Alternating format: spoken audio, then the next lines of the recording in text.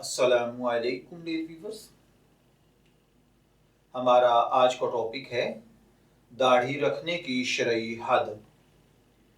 ये एक सवाल है जो एक भाई ने पूछा है। वो कहते हैं कि दाढ़ी की रुखसार और गर्दन की तरफ से शरई मिकदार क्या है और होंठ के नीचे मौजूद बालों को रखने की शरई मिकदार क्या है। तो देखिए भाइयों और बहनों, दाढ़ी की जहाँ तक हद है, कानों के पास जहाँ से जबड़े की हड्डी शुरू होती है, यहाँ से दाढ़ी की इब्तदा है और पूरा जबड़ा दाढ़ी की हद है। बालों की लंबाई के लिहाज से दाढ़ी की मिकदार एक मुश्त है। इससे जायद बाल हों तो एक मुश्त की हद तक उसको काट सकते हैं।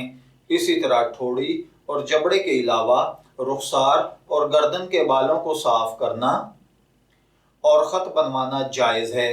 इसके अलावा जो होंठ के नीचे से मुत्तसिल थोड़े से बाल होते हैं, जिनको उर्फ में दाढ़ी बच्चा कहा जाता है, ये बाल भी दाढ़ी के हुक्म में दाखिल हैं, लिहाजा इनका रखना वाजिब और काटना या तरशवाना मकरूह तहरीमी और नाजायज़ है।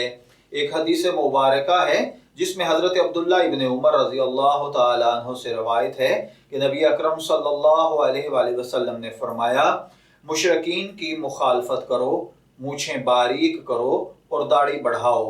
हज़रत इब्न उमर जब हज या उम्रा करते तो अपनी दाढ़ी को मुट्ठी में पकड़ते और जो इजाफी होती उसको काट देते थे। मैं दुआगो हूँ कि अल्लाह ताला हमें इन बातों को समझकर इनके मुताबिक अमल करने की तौफीक अता फरमाए। शब्बीर अहमद को इजाज़त दीजिए, फिर हाजिर होंगे किसी नए टॉपिक के साथ। तब तक के लिए अल्लाह हाफिज़।